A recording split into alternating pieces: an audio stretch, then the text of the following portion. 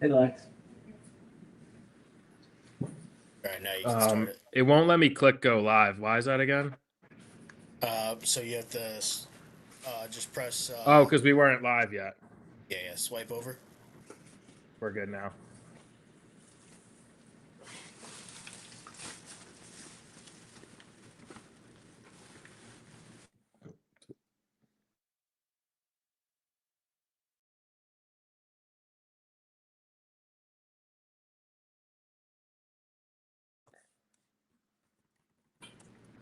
It doesn't hit the same without the music. Yeah, This is no, we it's gotta so Right. find some new unfortunate that we copywriters. can't do a song at the beginning anymore. Well, They let's take not all start of our off all money. negative. We're live. They We're took 75% of the yeah, super yeah. So chats. yeah, Dude, they that's took true. so much money, bro. So no Kanye, no more Yeah, no more Kanye, No more Kanye, no Kanye. more unfortunately, Alice in because Chains, none of it. We can't even mention their who do names we think? actually. Who do we think took our money? Kanye or Alice in Chains? This is an It was interesting definitely Kanye. intro. So first of all, welcome everybody to ULO Live, week 3 or 4. Losing track already. If you want us to see your comments, Kai is going to be a little late, so get over onto the YouTube so we could see the YouTube comments. We got them in Instagram, but since we're live, we won't see your Instagram comments. So come I on can over to try to keep YouTube. up. You can keep up. Eric can keep up a little bit, but come on over to YouTube if you want. As usual, giving away a sick giveaway, except we're actually going to send them soon. So this week, Eric, show us what we got this week. Hey, first of all, Johnny, we got to click go live on Instagram, someone. So we actually go live on Refresh it again. Instagram.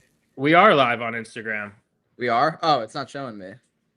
Well, Okay, make we're sure good. No, we're good. Oh, Okay, okay. yeah. Well, that's because you were stupid. probably on the Uncle Larry's Instagram. I was on the Uncle Larry's Instagram. There you go. Thanks. Problem solving, ladies and gentlemen. But listen, giveaway is going to be this at all this stuff we've given away so far.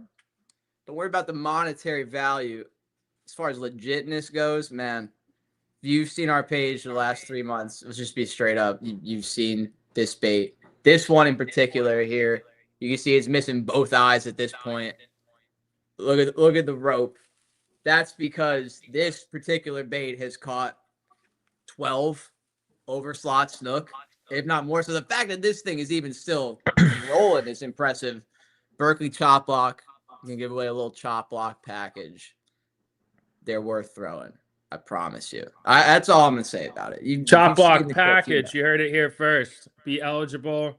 Drop chats and YouTube. Any super chat, any amount, eligible for the chop block package. But we get it. Just come hang out, leave comments. Before we get into tonight's topic, so a couple little like honesty moments from ULO. So previous giveaways, we haven't sent them yet. That's just because I'm in Florida. I got to get back home in New York to send them out. So we'll be sending out the pen reel to our boys with Jert. We'll be sending out the bait packages and what else? We gave away something cool too. We gave away another Thank cool God. thing. And the sink. So we got to send out those 3 things. They're coming. Chop block up next. You already know ULO's coming in hot, spreading the love, spreading the blessings. So that's one thing. The other thing though, we had a nice super chat run in one of our first live streams. And we haven't had as much since, probably just because we haven't promoted it since that. But what happened was YouTube took like all of our super chat money. And it was because we had a cool intro song. We had some Donda 2, keeping money in 100,000, keep the flowers. We were keeping the flowers, spreading the flowers. Eric was on his Eric just discovered Alice in Chains, which is big time, shout out that what was that like that 2016 was the new wasn't that the trend, like show you in 2016, It like was. Yeah, the 10-year yeah, trend. Yeah. yeah, there's like some 10-year trend stuff going on. So opening question though, someone took all of our super chat money. Who was it? Was it Yay? Was it Alice in Chains? Like, what do you guys think? Well, Lane Staley's dead, and Yeah. he's been dead for a while. And if you put it like up to, Jerry Cantrell or Yay, I'm gonna say Yay. That's my guess. I think Yeah, but Ye- Ye's dead too. Oh, So, right? Like you saw the apology. Like, what are we talking about? It's not Ye. Alice in Desmond, what do you Chains, think? suck You're that tapped motto. into the culture. You're tapped in. I'll be honest. It was definitely Ye. I don't feel like Alice in Chains is very like. I don't feel like Alice in Chains is that big of a company to where they'd be like, "Oh, give us our money." I don't think so. Well, So I think what we have to be talking about is Sony Music Entertainment and or whoever. What Universal is that? Who Kanye is affiliated with? Yeah, but think I thought that's he was just Donda Music now. right. Well, right. So if it's he like is, all under one big umbrella. yeah. Mm-hmm. What the real question is? Who owns the rights to Donda 2? Is it Ye? Is it I Universal? thought he did. That's the question. But he did means Bianca Sensori means whoever owns who's her handler. And now we really start going off the rails, okay? And we're coming in hot with that.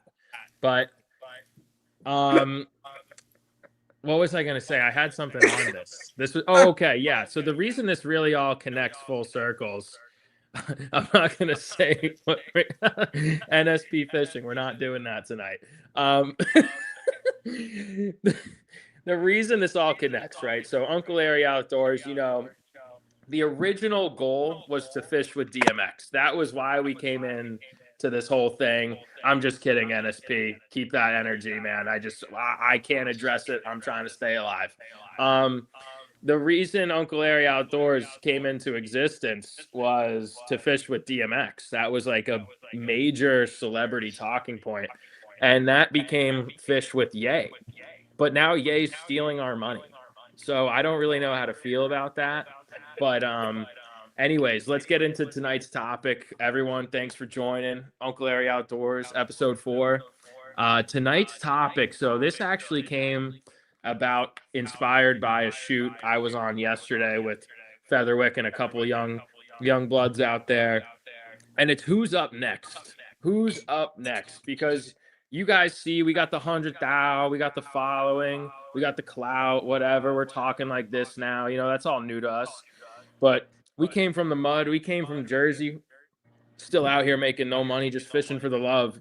And the reality is, though, there's a lot of guys out there as big of the fish you see us catching and shit we're doing. Like, we're inspired by some dudes doing some real shit that you probably don't even really see because they only got like maybe a couple thousand followers. Maybe they're not even on the gram. Maybe they're not on YouTube at all. They're too busy really doing it. And tonight we want to talk about who's really doing it. Let's put some real ones on game tonight. I want everybody calling in, shouting out people that we don't know about, telling us what they're out doing. We talked cryptids last week. Let's talk real stories this week. Like, what are guys actually out finding and catching in this world? And I'll preface this as part of the monologue saying, growing up in New Jersey, and Desmond, I get a little echo. I'm just gonna mute you for a minute here. Growing up in Jersey, I always thought that in middle school, high school, or so, I was living in the Google age. I thought you could catch largemouth bass. I thought in the summer you could catch some fluke. I thought maybe you could catch some crappie and some sunnies and things like that. And I thought some stocked rainbow trout in April at Stanley Park. Stocked rainbow trout in April, things like that. That was my New Jersey fishing experience. And even if you ask like Chat GPT today, that's what it's going to say about New Jersey. And I would go through getting Bassmaster magazine. I got the little kids club kit or whatever it was and everything. And it was like, yeah, you want to move to Alabama if you want to catch fish. You want to move to Texas if you want to catch fish. And we addressed this last week that Jersey's a top 25 fishing state. It's in the upper 50th percentile overall when you compare it to everything. And the reason is like there's 30-inch wild browns in Jersey. There's walleye in the rivers. There's muskie. There's 50-inch muskie. There's trophy striped bass communities. There's record flounder. There's bluefin tuna. Like, it's a diverse, incredible fishery. But you would never know that off the encyclopedias, off of the so-called scientists, because the so-called scientists are too busy getting their degree while we're too busy fishing. And no chirp on like the people doing it for real, but like that's the truth. And we found out about that not from people older than us, but from people younger than us, because there's a technological line of people and kids in this game who were born, late enough where they were still outside fishing, or how would I phrase this? They were born at an era where like they were still getting outside and doing it, but they were young enough to like use this technology to their advantage, but they weren't programmed to believe everything they were told yet. So specifically, I'm thinking about Jake, the dream catcher, right now, and AZ Swimbait, my boy Dylan from this weekend. These are kids out there discovering bites. These are National Geographic level bites that these kids are on. And the reason you might not know about them, but you might know about us, is because we'll show you like snook in the rivers. We'll show you big largemouth in Jersey, and we'll show you certain secrets. There's some things these guys are on some stuff that you can't even film.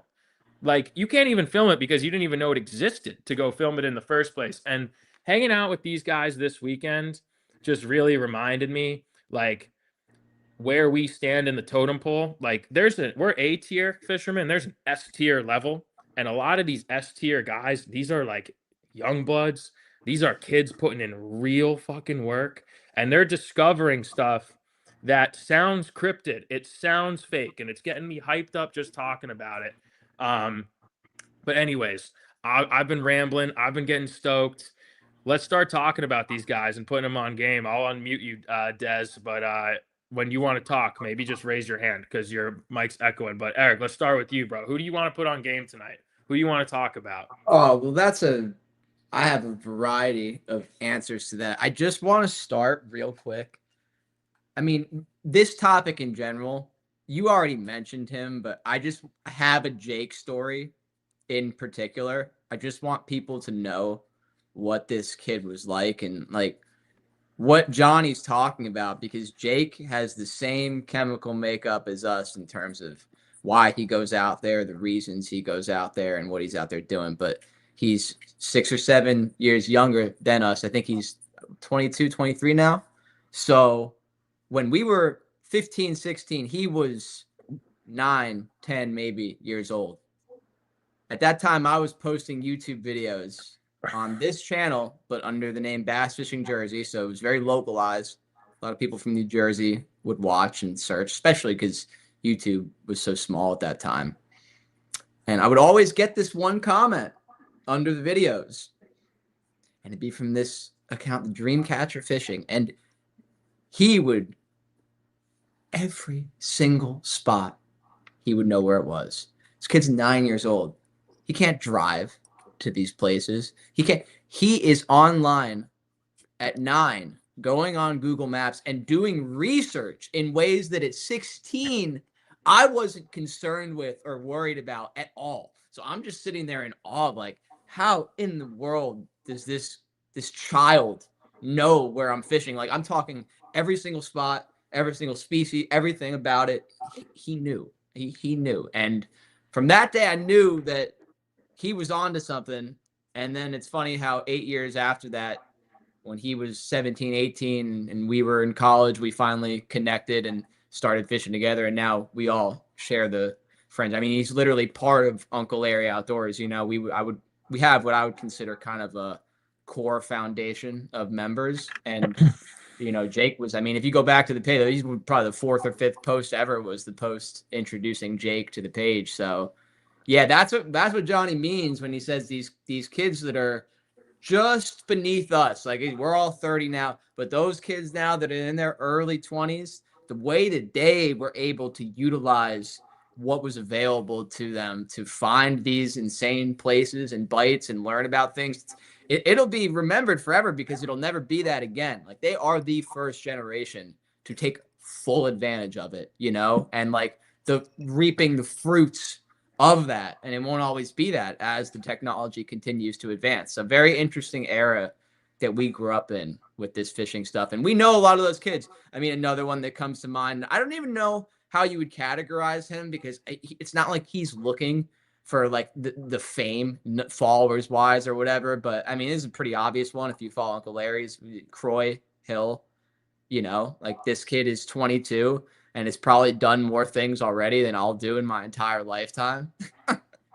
And he has a couple thousand. If you look at him on paper, you wouldn't know anything. You wouldn't think anything of him. If you based your judgment the way that people in society today base their judgment on things, which is views and followers and numbers, you take one look at Croy and keep scrolling. But he's like probably what, top 100 most savage people on Instagram. On the planet or on Instagram? Like, well, if I think anyone on Instagram ever, he's probably in the top 100. yeah. I mean, this kid like is sitting on footage of him doing stuff that like literally if he just clicked upload, he'd be like the craziest. But like, he doesn't need to or care to. Or care, yeah. He's too busy doing it. Because he's too busy doing it. I guess it's and you know, and it's funny, like I'd say Jake in many ways is similar. You know, I think that's another thing about a lot of these. The ones that at least we're mentioning now are ones that I don't know if they could take or leave getting the followers and you know, doing something in the fishing through that. I think there's definitely some we should mention that I look at and I'm like, I know they want the followers and they should have the followers. You know, there's a few that come to my mind. I want to go to Desmond though on that one. Yeah, let's bring in Desmond here. Yeah, I've talked a lot too, and Desmond, I feel like you're pretty tapped in to the culture, especially around here. Like, give us a couple names, man. What you got? Can you guys hear me? Mm-hmm. Yeah, turn it up a little bit. Yeah, so I mean, I'll be honest. Like, I'll give three. Right now, my big three are, as you guys know, I really like that kid, Unreal. Kid's a hammer. He makes good content. He's getting out on the paddleboard. In Florida, getting out on the paddleboard is, especially in river systems, it's crazy. So I definitely like that a lot. I'm in a real big paddleboard phase right now, actually. So nose fishing, of course, you guys know. I avidly support that kid. He's doing something unheard of in Orlando. There's not many anglers in Orlando that make good content. No shade to you if you live in Orlando. You just suck. I'll play. But and then my third, FL Bassmaster. Get back on the train, bro. He used to be huge. I used to watch that kid's videos all the time. So those are my big three right now. I like it. Shout out to all of them. I know Knowles has. I've seen his name on the Uncle Larry's page for a while, and a lot of when I watch him fish reminds me of when we were fishing at that age. So really cool to see. Same with Unreal. I don't know how old those kids are, but you know, for many obvious reasons, I look at them and you know, how can I not see? I forgot. I mean, how can I not see me and Kai, you know, like at a younger age hiking through the rivers, or me and Johnny doing our early trout sends? Like I see it in those kids for sure. So I really appreciate what they're doing. And this is an interesting point with them that I would like to bring this up to credit them and to also just, I think this was a nice teaching moment, right? So Unreal Fishing, they are around our region, and we realized that when we saw a video they posted on YouTube, which was doing very well, it's getting a lot of views because they posted, you know, an obvious landmark, an obvious store location in the region that we're at, you know. So I think us 5 or 6 years ago, we would have probably just hit them up on some what are you guys doing? You know, but now it's nice to be a little bit older and look at it more so like, hey, let's hit them up and kind of just, you know, because I'm watching the video, I'm like, I like what they're doing. They're clearly onto something awesome, and you know, again, like I said, they remind me of us. And, you know, we hit them up on some love what you guys are doing, but hey, maybe let's try and at least not show things like obvious landmark stores. Maybe the launch, don't show the launch. Do things within your power at the very least to try and confine it to, okay, if someone figures it out because they already go there and fish there, fine, great. But let's not draw unnecessary outside attention because there's enough people fishing anyway around here. And to their credit, they were like, "Yo, we just cut that out of the video. We didn't even realize that that was in there. We appreciate you guys hitting us up." And it was a really good conversation, you know, between two different groups of people that are out here trying to do this stuff and do it in the same region. So I just think, especially when I see all the controversy that's been going on recently, and all the, again, I think someone brought this up on one of the last podcasts, but all the hate, I guess you, if you will, amongst the Florida community, like to each other. I think there's opportunities like that to really, you know, right the ship in many ways, because there's a way to do it and not ruin everything. You know, there's ways. Well, and it reminds me, and it's an opportunity to shout out. Like we've kept the pod positive, and everybody knows who's been following ULO or any of us. Like we've dipped down, we've dabbled in some controversy, across the board. There's no doubt about that. You know, but that said, like at the end of the day, this community, like I would say of all the crap that Florida fishermen in particular give each other, like overall, we've been welcomed in with pretty open arms personally, and we've really appreciated that. I hope we've respected that. But what's going on like in Tampa Bay over by the bridge there Oh with yeah. like that's the perfect example of listen, for example, okay, we've got like videos out fishing that area, you know, and people chirped us for it. And hands up, like rightfully so. We got on some pretty unique and crazy bites in that area. A little bit younger, a little bit dumber. We probably burned some shit. There's truth to that. And like, I'm not going to sit here and say that didn't happen. But one, I hope that those videos are in some ways a testament to what that area holds and what it produces and its ecological and sport significance. And two, the real enemy of the people and of the community is bulldozing through that shit completely so that a bunch of fat people can party it up on a cruise to nowhere for 3 days and go back to their office 1,200 miles away. That's a joke. So like, let's all start like being constructive with each other, you know, not to make it like a lecture, but like just Well like said. we're all in this together. Like we all want to keep catching fish, and really the whole Uncle Larry spirit, passing it on to the next person. And you know, we should just keep that in mind. Like when we see guys out there who are enthusiastic and posting and stuff, it's almost like it reminds me of Syndrome from The Incredibles, you know? Like don't don't be the person who like sees a 14-year-old kid out there crushing it on the water. Maybe he posts something on YouTube he shouldn't post. Like, okay. But like if you're too mean to him, he's gonna You're become gonna a corporate developer and he's gonna he's burn gonna right become through your spot, Syndrome. and it's gonna be your fault. So like Wow. don't create the next Syndrome, all right? Man, our audience might be too young. Have they even seen The Incredibles? I don't know. Like we're 30 now. So they made a second Shit. one? Yeah, I heard the second one was good. Have you Really? seen the second? Have you guys seen the second Incredibles? Has anybody seen The Incredibles 2? First one was a No, classic. I haven't seen it either. No, I love the not first at one. all. You know where I watched the first one last, Eric? And this, I watched it in Iona when we were doing the lumberjacks one night. Have we done a skit yet with Kai as Syndrome? Because or not Syndrome. What's the other guy's name? The Oh, Frozone. Frozone. Oh, stop. Kaya's Frozone. crazy. Who would we have as Syndrome if we did an Wait. incredible skit? Oh my God, there has to be someone.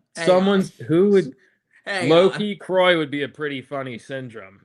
Because he could Like, do his hair. He could spike his yeah, hair up. that's what I was thinking with his hair. We might have to do this. We get an Uncle Larry's Avengers crew, but we do the Incredibles. Like, that would be so good. Okay. I love this. I love All right, this cool. direction. This is good. We spawned an idea here on the pod tonight. On the pod. And this Thanks. is what we've always talked about the pod being, would just be like our garage convos just pumping. So we're gonna post a link to join the YouTube live while we're waiting to put people in. We got someone waiting to go. I'm just gonna share one last story because I alluded to Dylan AZ, who was the other inspo for this convo. And Eric talks a little bit about Jake. Yeah, so Dylan, I can't even burn what this kid's on and what he's doing. So real quick, Des, did you post the link can you post the link in the chat that they can copy paste to join? Yeah. Okay, cool. So we're gonna post a link to join. And you could talk about yourself a little bit, but really the goal is to come in and put other people on. A little pay it forward night here at Uncle Larry Outdoors. Talk about who's doing what. We might have a special guest on later too. So we'll be on late. Stick around, hang out. We'll bring people in and on talking with us. It'll be a good night. But while we're bringing that up, so Dylan, first time I met Dylan, man, I think I was like, my buddy Frank was getting married. So, man, it was a bachelor party. I was flying out to Scottsdale. So I must have been in my mid-20s. And I knew Dylan was younger. And he had this energy that like Jake had of just like tapped in, winning the high school Bassmaster championship out in Arizona. But he's winning the championship with like 2 rods, just like beating kids with millions of dollars behind them with like the back of his hand and a stick, just like ridiculous. I remember the first thing you told me about him was like, you were like, he's Arizona Jake. And that's why I was so excited to link them together. But I fly into this bachelor party. I'm at the baggage claim, and I made a plan to go fish with him for the day, just for like a half day before I went to the pad we rented for the weekend. And I'm with a bunch of dudes who didn't fish. And I see them all at the baggage claim. They're like hyping it up, getting excited for the weekend, everything. And I'm like, yo, guys, great to run into you at the airport. But like, I'm not going to see you till tonight. I got plans. I'm meeting up with this dude to fish. They're like, what the hell? Like, who are you meeting? I'm like, I don't know. I've never met him. He talked to me on Instagram a couple times. And this is back when Uncle Larry's was a little smaller. And so I get picked up by this kid, just full energy, just blasting music. Like, what's up, dude? I'm so stoked. He's got everything rigged up, ready to go. Or like, we each had like 1 rod in his truck. Kid just turned 16 the day before. I had no idea. I was like, dude, like, I'm like, okay, like, I hope you're mature enough. And he's like, yo, I just got my license. Like, it's my first day with my license, my first full day. Turned 16 yesterday. I'm like, what? Picks me up first day with his license at the Phoenix airport. Drive me to a place like, yo, this is the farmer I punched in the face, bro. He's got 10s all over his pond. It's sick. Hopping fences, just running behind this kid. But dude, he was so freaking dialed. He was so energetic. He was so positive. And it just stuck with me, man. And we hosted Dylan in Florida a few years later. Kid comes back now, college champion, fishing at Alabama, just an absolute stud. Staying in Florida, sleeping out of his car in Naples this whole last week, and got skunked in Tampa for like 3 or 4 days, which, like, listen, if you're not from here, like, don't think that that's a surprise, especially with a massive cold front. If no matter how much of a stick you are, there's videos of me catching a 2-pound jack in Tampa, and we had been living there for 4 months, and like, I almost snapped my rod over my knee. I was so stoked. It was like the coolest moment of my life because that's how hard the fishing is. Was that on Uncle Larry's rod? True. That's yeah, why. it was pretty sick. Man, But like, I miss that rod. But yes, no, point being, yes, the absolutely. point being, the Donnie's, fishing is tricky. hey, Donnie's about to see it. We got a biblical cold front coming in this weekend. I'm talking, it ain't going to get above 50 degrees on Sunday, which if any of you know, for Southwest Florida, that's insane. That's extremely cold. There's actually people making posts that are scared for the snook. Because if you guys know, snook, when temperatures get a certain degrees and you get the low tides at night, they will perish, unfortunately. So I don't know. We'll see. But Yeah, so nature always don't finds a way. don't believe anything you see posted in the next couple of days from people if they're holding up big ones. But that's just me. Yeah, Yes. amen. Amen. Either way, nature, that the thing I have to say on that, the region we live in, what we've been through with the red tides and everything, tell you what, nature always finds a way. Just remember that. We'll be long gone. Nature will still be here. Yeah, exactly. And so just to wrap this up before we start bringing people in, Jake Dylan, AZ Swimbait, shout out, shows up. Tough time in Tampa, tough time in the tournament. Batteries didn't start. And he ends up coming down to Naples and, communicated, got a little, pointer here or there, sure. But he's sweeping Southwest Florida with no experience and like a couple flare hawks. Like that's it. Like zero experience, a rod and a flare hawk. Comes out of it with like a 60-pound Goliath grouper, multiple giant gags. I'm talking giant gags. Big snook, broke off 100+ pound tarpon. And he pretty much just swept for 24 hours off these points for like 4 days in a row. And then he drove back for a test. His test was at 8 in the morning. He had a 12-hour drive and he left at 7 p.m. And like, this is the type of shit it takes to really do it. It's one thing if you're on a yellowfin with a couple of boat daddy girls and some live bait bringing up some Goliaths. It's another if you are 19 years old and with 3 warrants probably and a flare hawk and $25 and you have to be in Tuscaloosa the next day. Like there's levels to this, and one picture of a fish does not equal another picture of a fish of the same size. Like the story matters more than the fish. I will live and die by that. That's the truth of this. That's what we're trying to tell tonight. So let's get into some stories. Let's start bringing some people into the fold here. Do we got anyone live ready to go? Should we add this guy to the stage, Des? Yeah. All right, let's do it. Ayo, Tio, you're live. Let's go. Wow, we have video now on these. We got video. You're this is joined, crazy. bro. Video, audio, you're in. I'll be right there. Yeah, no rush, dude. What you let us know when you're in. I was here on the last pod. Oh, you were on the last pod too, bro? Yeah, remember Thunder Theo?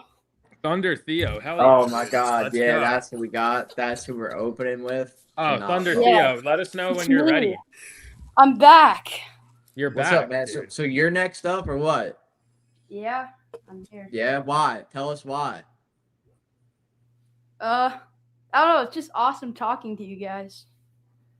Oh, we appreciate that very much. Yeah, it's super awesome. I mean, you guys do awesome stuff, and it's just like, it's super cool talking to you, and like, I don't know, it's just cool. Dude, Thank so you, Theo. thank you, man. So tell us like maybe what are you fishing for these days? Like what are you up to? So I live in Miami, so I do like a lot of like glide bait stuff. Like, I've been like since the first time I ever saw Eric and Kai using those glides, like I immediately bought one, and I just like started throwing them places, and like I literally caught like a triple tail on a glide bait. No. What? That was like crazy for me. Like I That's Well, thought, that's crazy awesome. for anyone. What Like- glide bait did you catch that triple tail on? so I have like a bunch. So, oopsie. Yo, triple tail on the glide? The triple tail on the glide is crazy. Yeah, but that's what I'm talking about. Like, we've never done that. First caller, I've never yeah. caught a triple tail. Neither have I. All right, I'm back. So Never basically, targeted them. I have a bunch here, but there's one of them. I don't know if you see this, but there's this DRT. Oh yeah, tiny clash. DRT Oh, just- Flash. This is like the Joy Thief. Yep. I think, yeah. So I was just like throwing it around with the little lip here, and like That's a good I was working it super slow on the mangroves, and like this like nice slow like it was in a canal in like the middle of nowhere, so it was like a good size. Mhm. And he just came up to it and chomped on it. It was like crazy. Triple tail on a TK out of the mangroves. Yeah. That is an applause worthy catch right there. Yeah. Phenomenal. Phenomenal. There's like Wow. I have this glide right here that has seen my. There's like this one right here. I caught my first giant snook on it. Is that a Metro?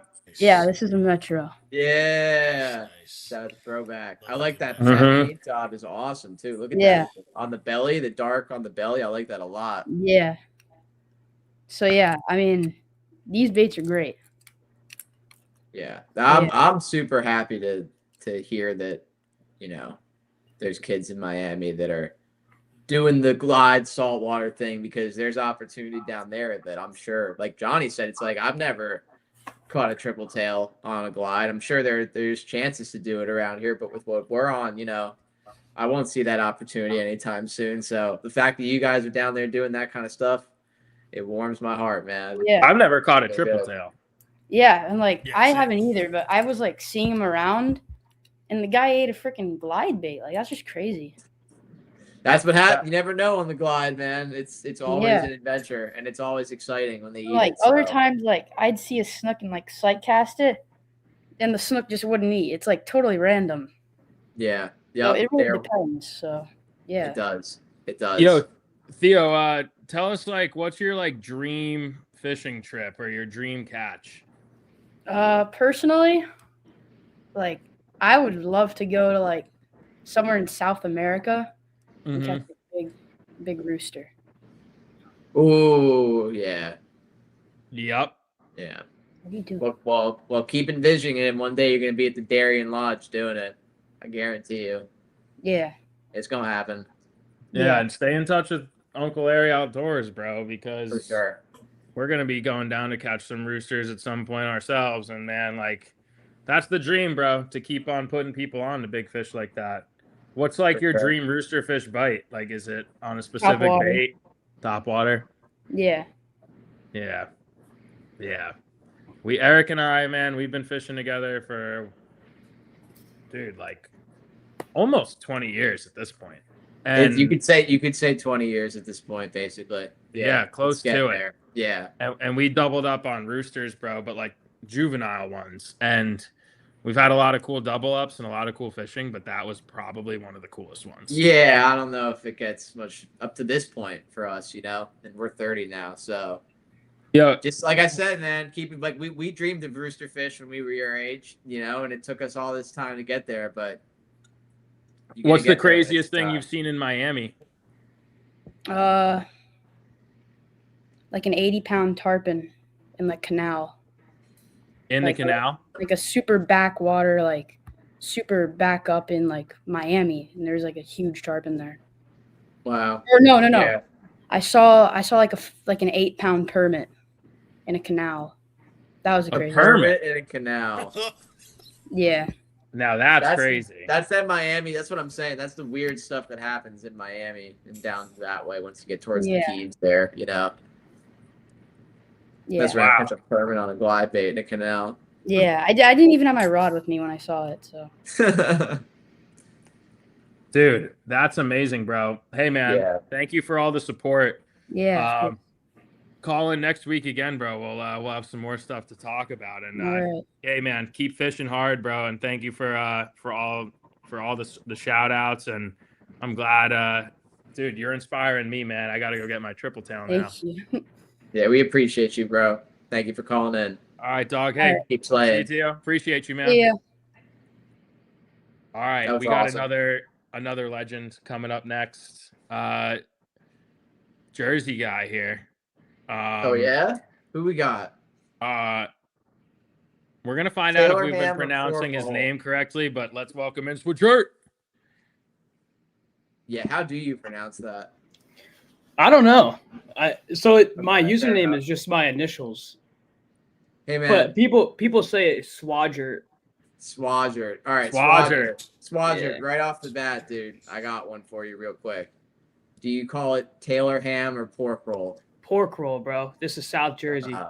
Oh, you're a Oh, South you're Jersey. South bro. Jersey, Hey! bro. Oh, Ocean County represent, man. Yes. no way. No, that's awesome. Yeah. That's why I live. asked. No, my bad. I live right next to like Long Beach Island, in between LBI and Atlantic City. Oh, Sweet, okay. dude. Oh, that's a pretty cool area to be at. Yeah, it's pretty cool. Right on, man. It's funny, dude, because we've lived in Jersey. Obviously, like, dude, we lived in Jersey our whole lives, and like, dude, I never explored that area. Like, ridiculous, but it's true. South Jersey generally, like, was unknown to me, and then I got to know the Rowan area a bit just Yeah. because of Eric and Ike and all those guys, but that's it. Yeah, I didn't even know South Jersey existed before Rowan. Honestly, Yeah, the Rowan I didn't area is know. pretty nice. I didn't even know it was a real thing. Yeah, Glassboro. Good times Yeah. in Glassboro. Shout out to I go to, Glassboro. Good people. I go to Stockton University. It's in Galloway. It's kind of near Rowan. I've heard of Stockton. Yeah, I think I'd heard of Stockton at that time. So what's Yeah, up, man? What's on your mind, bro? Nothing. I mean, going along with the topic, I got a few people that I've really been Yeah, let's watching hear that it. don't necessarily Please. have like the following, but are very consistent. And locally, there's a guy. His name's Pete's Elite Fishing. Pizza He's Lee. in North Jersey. Yeah, he's really like consistent with his content. Super inspirational with his content. Always a good message. Putting out like faith first, being appreciative and being grateful to be able to fish and stuff like that, which is pretty sweet. DCam, I mean, he's got a pretty good following, but everybody in Jersey I talk to, like, yo, you know who DCam is? I'm like, bro, we know who DCam is. Yeah, we know who DCam is. yeah. Hell yeah, no, good. I love a DCam shout out. I appreciate that. DCam, he makes great stuff. And one more guy, he's down in Florida. I've been chatting with him on Instagram. His name's Dan Ray. Okay. Dan Ray Fishing. Yeah, Des. Yes. Dan Ray is the man. Dan Also, Ray's the super goat. awesome content. He's got the long form stuff on YouTube, the reels. Yes. Just awesome peacock videos, largemouth videos. That's like what I'm really into the most, and some striper stuff. So most of the stuff I watch is revolving around that. Pretty sick. He's doing striper like hybrid stuff in Florida. No. Sorry, I mean just in terms of what I watch. So like I Oh, watch I a lot got of you. striper guys and like largemouth peacock stuff. Are you doing any stuff in the Pine Barrens? Yeah, so I technically live in the Pine Barrens National Reserve. So I hunt. Wow. There's a bunch of small lakes around me. Like it's a really, really like I'm super grateful and appreciative of like where I live geographically. I love where I live. What's Dude, it like the 3 Pine Barrens. degrees? Like 3 degrees there right now? Oh my God, it's freezing right now. It's insane. Yeah, it's Yeah. crazy. We got another one coming too. I saw this weekend. Crazy front coming Yeah. across the country. I'm over Pine it. Barrens is a weird region though. Johnny's bringing that up. John, that's another region we just never ventured into. I for spent no one reason. night there, and fished like a half a day with my man Brady Mack. And dude, I was like, this is one of the most beautiful areas I've ever been to. And it was one of those places where like I think I ended up catching like one fish that day, and it was like a 14-inch pickerel. But like it was so rewarding because it felt so native. It was like when we catch some of these big Florida bass out of the rivers, and sometimes you can get bored bass fishing in Florida when you're pond hopping because some of these ponds are just so loaded with bass. You're like, okay, another 4-pounder, like sick. But when you catch a 4-pounder in like a spring hole, it's like, wow, that felt like a different species. And it was the same thing with pickerel, man. Like pickerel for us in North Jersey, they would get to a point where it's like, dude, these things just break off our baits and they're slimy and annoying.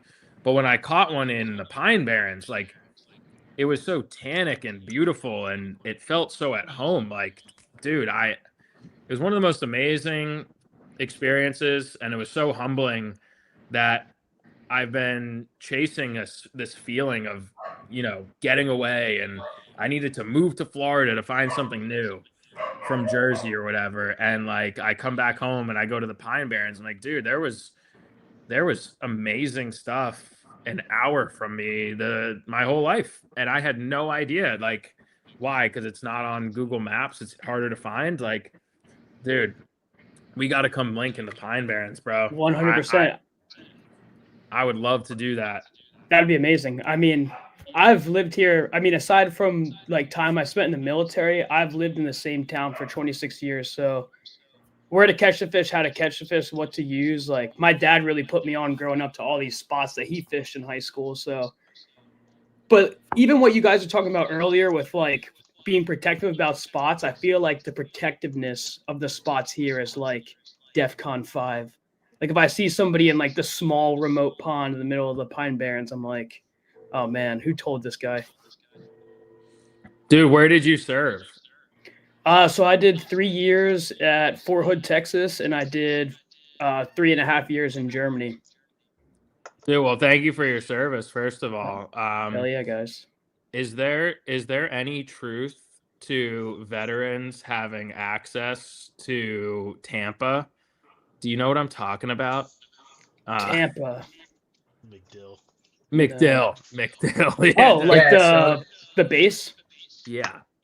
So depending on like what you are as a veteran, like your discharge type or like your benefit type, that determines if you can get on base or not.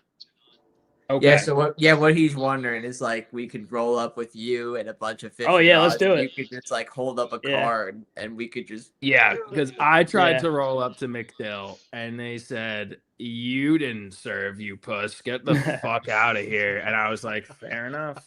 So veterans can take guests less than the age of 16 and fish, but like anybody 16 and up needs to be a veteran to fish. They're super strict to fish on base. I wonder if I shaved, dude. Yeah, I can pull it off. Yeah. You guys, but we got to link up in South Jersey, bro. Let's do it. That'd be very meaningful. And so, have you seen any? We did our cryptids talk last week, but like you're at the home of like the heart of cryptid land. Like, have you seen anything? No, not really.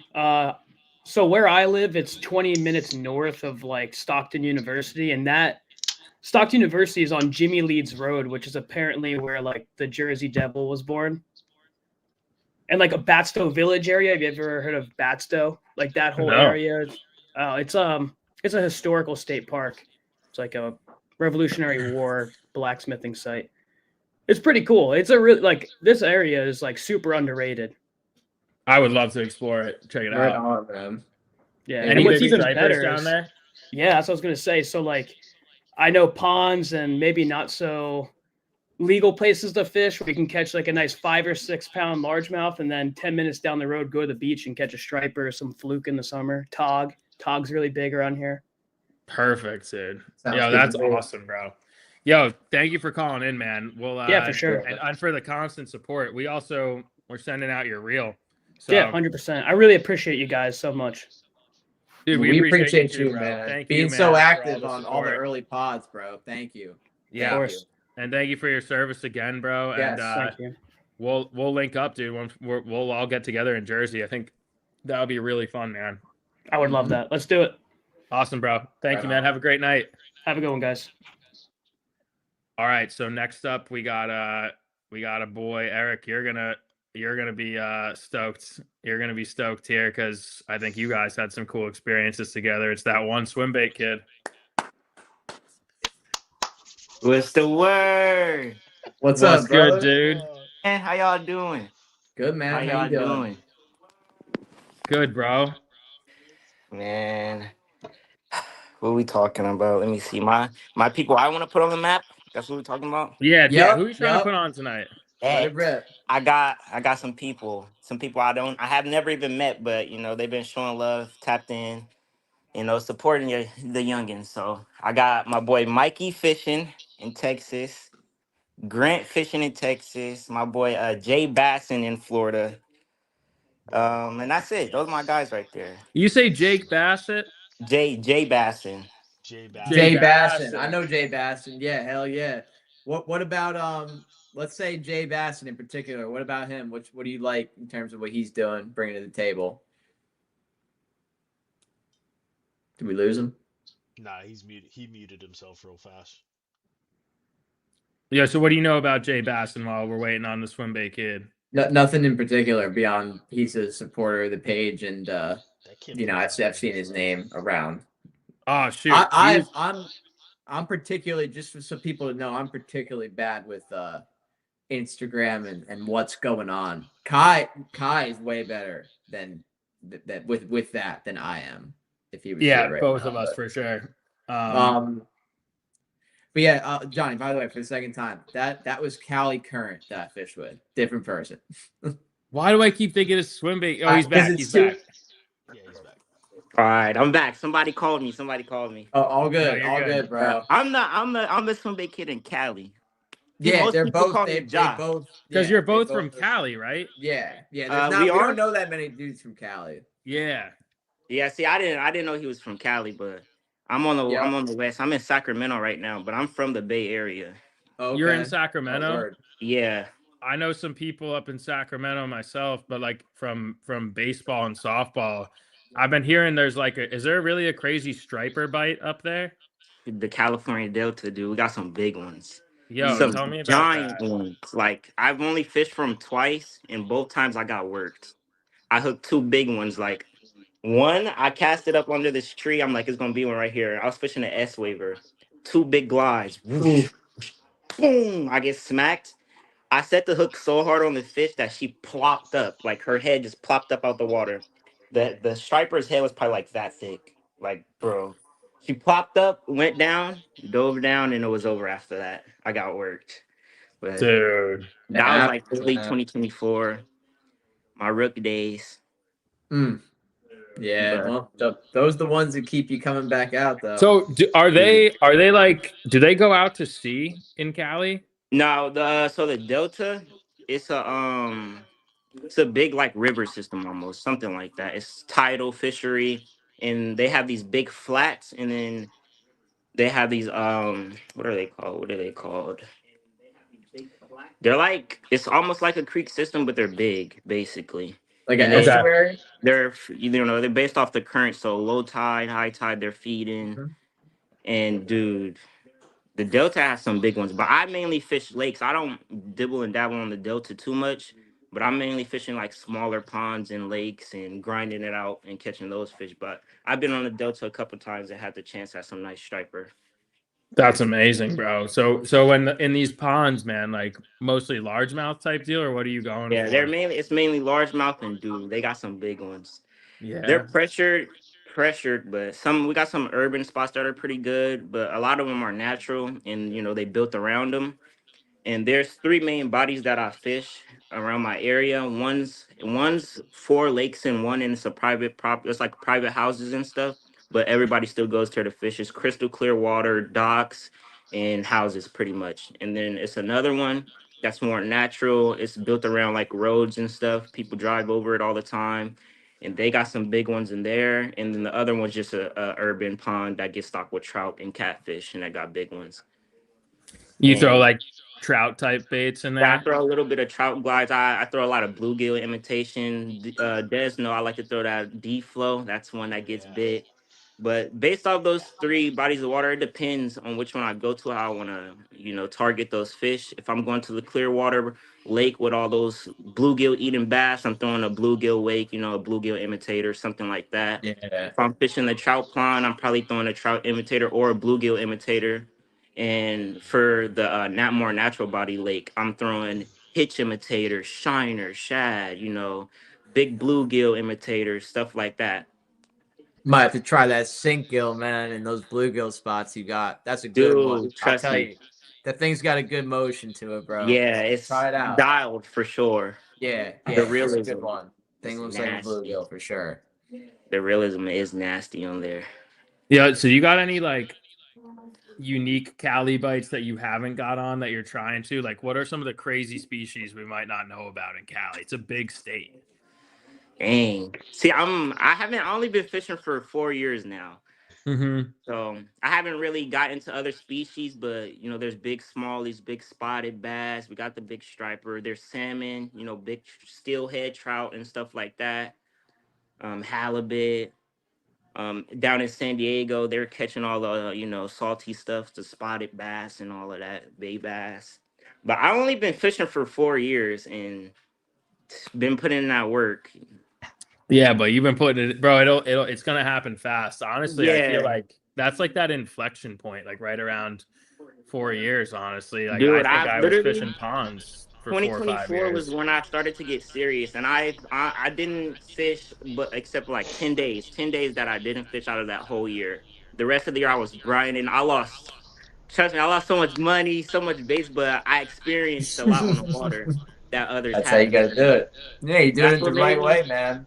Nothing, I mean, nothing will replace learning in that way.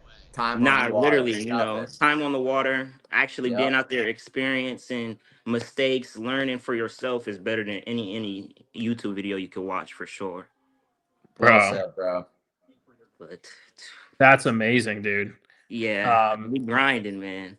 Yo, I want to get us out to Cali, bro.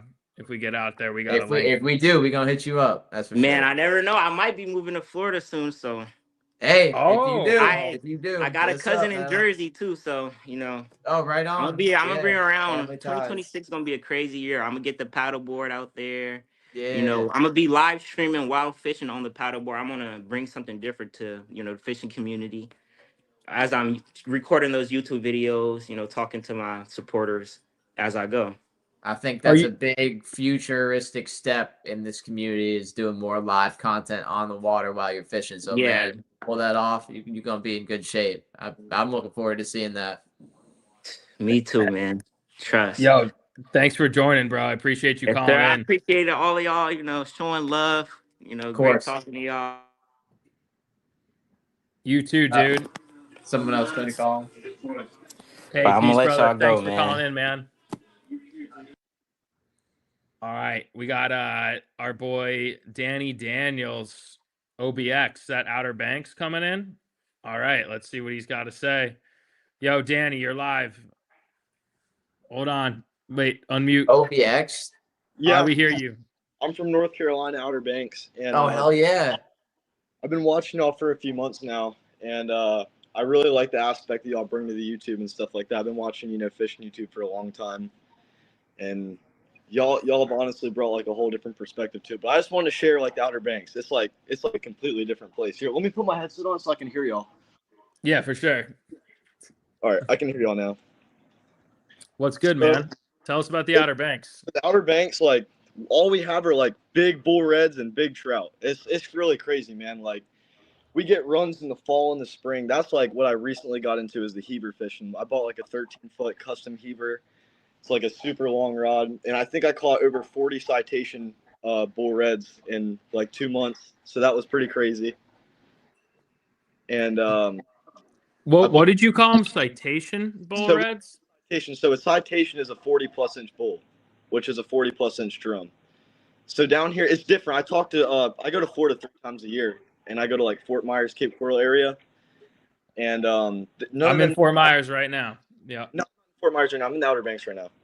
I'm in. I'm saying. Yeah, Oh, you're yeah, in Fort Myers right now. Oh, yeah, dude, yeah. you got to hit up Sanibel. They're all the ponds up there have like little tarpon. It's crazy, man. But Yeah, dude. So citation is like a size fish down here. Like we have citations for all fish. Like trout is like 25 inches or 5 pounds, which is a speckled sea trout. And then like all the way up to offshore game fish, like mahi and tuna. Like we have citations for everything. And I don't know if it's just a North Carolina thing or not, but the main thing is I really want to tell y'all is about our drum fishing, like sight casting. So I got to experience something this year that I've never experienced ever. And the charter captain I was fishing with, he said he's never experienced it before. So where we fish, it's a lot of flats, unless you're bait fishing. Like if you're bait fishing for big drums, sometimes it'll be in the deep holes, but mostly it's like grass flats around here.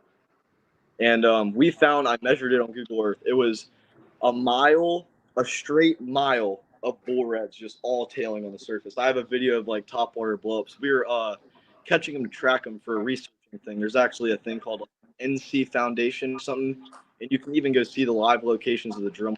It's really interesting. But we found over a mile of bull reds. It's crazy compared to Florida, man. Yeah. No, that's, I mean, the redfish population up there. And I feel like, too, so the thing about Florida is like, the reds in Tampa, we have good reds and there's a good amount of them, but they have to compete with so many other apex predators. I feel like those redfish up there in that region are just able to thrive, and it's still temperate enough to where they just get. Man, I can't even believe the size of the ones that I see from Outer Banks and the Virginia Beach area too. Just incredible the size reds you guys are catching out there. I ended up casting one this summer. We were trout fishing. I saw him waking. I thought it was a little shark or something. So we ended up running over there, and it was a bull. It took us 30 minutes to hook him. He was so finicky. Wow. He was 50 and a half inches total length, and that was on a 27-foot medium light St. Croix. Wow. Yeah. Hey, how close are you to like Duck Corolla area? So Duck, probably like 30 minutes, not super far. Corolla's the opposite way. Or wait, no. No, they're next to each other. When I Probably was a kid, my family used to go down to the Outer Banks every year, so I'm quite familiar. We used to go every single year. Corolla, me and my cousins, it's probably about an hour away from me. I'm more south. I'm like on the Oregon Inlet, like the real Outer Banks, Oh yeah, sweet, yeah. Our do you know our boy Nolan Miner? Nolan Miner? I don't know him. Yeah, no, he lives in he lives further south now, but he does a lot of saltwater fishing too. He has a YouTube channel. No, if you search Nolan Miner fishing, it's all North Carolina based stuff. So I think you'd be interested. Okay. Yeah, there's a few YouTubers I know, but they're all in Hyde County. They're more west, like more inland. Yeah, he's coastal. He's like Wilmington region, I believe. So yeah, so Nolan Miner fit, not to dox him or anything. I don't think he'll care, but he does a lot of really awesome saltwater stuff in that region. So don't mind me asking, y'all kind of really influenced me to get in the glide bait. So the last time I went to Florida, I couldn't get one glide bait, dude. I bought tranks. I bought glide bait rod. I even watched videos. Yeah. Rod What are you trying to target? I really wanted a big snook, and like I said, Okay. I go to Cape Coral area. Okay. Winter time, which I heard is a little bit harder. I heard the spring is kind of better. I don't know if that's really true. Yeah. Well, when's the next time you're going down? So I go down 3 times a year. I go down spring break, which is around I think it's like April 18th or whatever. I go down at the end of summer. I'm not really working as much, and then I go down in the winter. I'd say your April window is going to be a really good time to try and do it.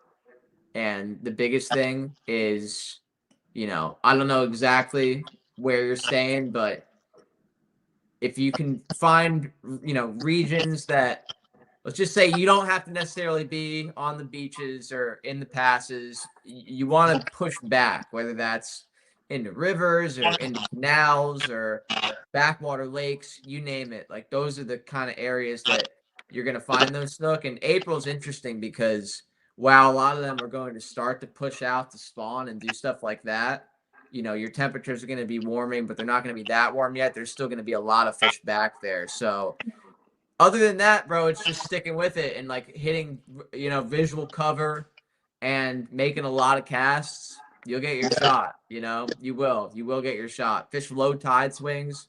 Try and fish tide swings where it condenses the fish, where you can get a bait in front of that fish. Those are like just like off the top of my head, simple. But we actually did a full YouTube video too, where Kai and I kind of broke down the things that we look for and do when we're throwing the glide baits for the snook. So check that one out too before you go back down. Sure.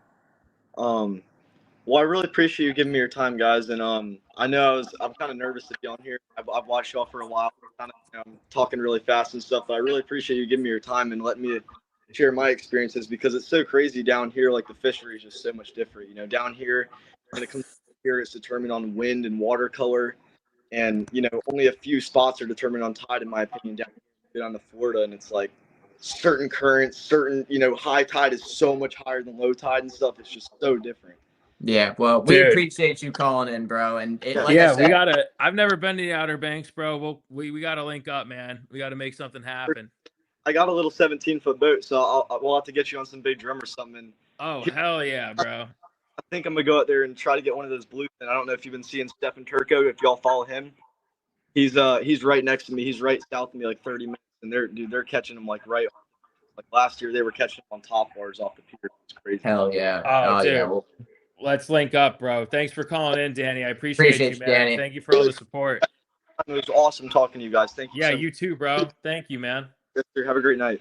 You too, dude. All right, so we got one more, and then we have a super special guest. It'll be our last call-in. So one more call-in, and then our special guest.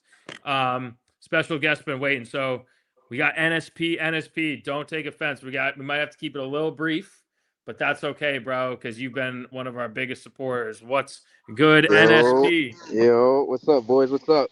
What up, dude? How Tell us what's going on.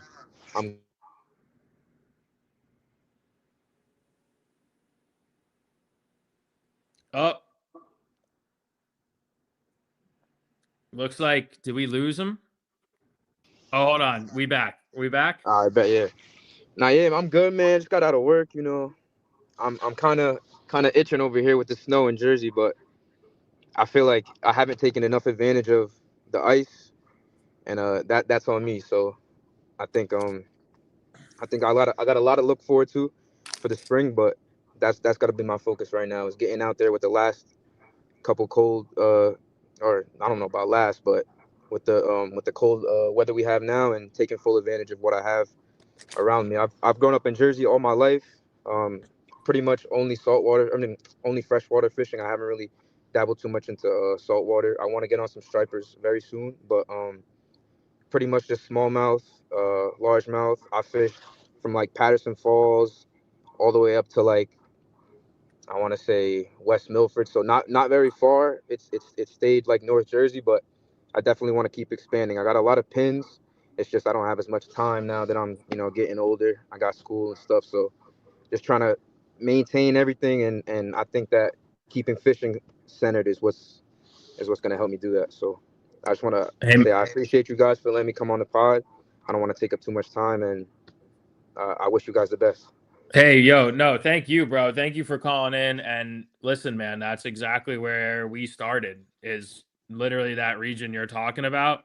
So I just hope when you see the stuff we post and the fish we're catching, like, that's exactly where we started catching and learning. And I don't think there's any better place to start catching and learning, because if you can catch them there, you can catch them anywhere. But like, bro, Patterson, that area, man, they're there. Like, there's some crazy fishing there.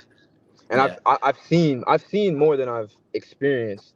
Like a lot of times when I was younger, when I was going with my dad, I was fishing for bluegills and stuff, and he was fishing for bass, and I was paying attention, but not as much as I should have probably. And I would just see like the stuff he did then, like it starts to translate now. Like I'm starting to remember what he did, picking up on those little things, and it helps me going through and going forward. Dude, I absolutely love it, bro. And thank you for all the support, man. Thank you for always popping in and commenting and for constantly watching, bro. It means the world, bro. Hopefully we link up in Jersey when we're up there next. For sure. I got one last question. I know you guys might not be able to answer, but how many pro bass fishermen do you think are funded by APEC? I mean, I almost was gonna we might have one coming on. No, I'm just kidding, bro. by Ape. I don't want to get I too don't know, dude. too much into the drama, but you know. Dude, Well, I don't know. I could tell you that half of them are funded by their trust fund daddies. So That's for sure. That's for sure. If we But had all right, Kai on tonight, we'd get you a more accurate answer, probably. I'm gonna let you guys go. I appreciate you guys. Hey. Appreciate everything you're doing, and keep it up. Thank you, bro. I appreciate you calling in, brother. I love you, bro. All right. What a transition. What a transition for our next guest. Is he sponsored by APAC? We'll have to let him defend himself, I guess. What a crazy introduction. Welcome to the stage, Mr. Mike Iaconelli. Yes. Yes, here we Yeah. go, You were folks. muted at this first. is so Yeah. Who's the producer here? Let me start by saying this. It is an absolute honor and pleasure to be on this podcast. I'm so excited. I'm so happy for you guys. I'm so excited that we had to wait. I know. Come on. That's right. Eric made us wait. That's good. I'm Made it glad. Full circle. The best things in life happen when you wait for them. It's like getting laid for the first time. Remember when you get laid for the first time? You're on a date. You're like waiting. Is this that kind of show? It's not that kind of show. But listen, It's kind of that kind of show. This is. I was just telling Becky. This is honest. Before I came on, I said these guys. This is their thing, because you guys are the future of the sport. You guys represent the new generation of anglers. You are the modern fishing gypsies, and I'm so happy to be on this podcast. Thank you guys. I appreciate it. Modern fishing gypsies. Wow. Well, Mike, thank you, because I actually caught my dude, I've told you this story, but just for people on the pod, like Eric and I were watching City Limits together, and I had maybe caught a couple of fish on some worms to that point in my life at that time. And it was City Limits that made me realize, like, we can do it from Jersey. Like, yeah, like it might be a suburban jungle in my backyard, but there's a big wide world out there, and this guy's experiencing it. And my parents bought me a Kindle, I remember, for my birthday in middle school, and the first book I bought on it was Fishing Limits. Fishing to the is it Fishing to Fishing the on the Edge? Fishing on the Edge. Yeah. Fishing on the Edge. Yeah. First book I bought on the Kindle. So awesome. Dude, thank you, man. It's a very full circle moment for us as I well. love it.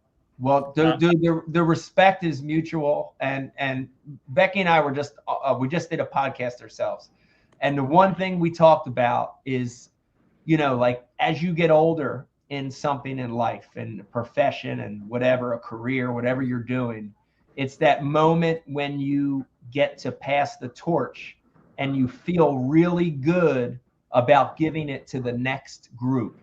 And like when I think about that, I think about you guys, and I think about like me and Brian, like we're getting older and we fished together since we were kids, and we've had this great, amazing life and career together as friends and what we've done. And then it's like, all right, it's kind of ending for us, but like Nothing's ending. not ending, but you know what I mean. It's getting. Aren't we supposed to never?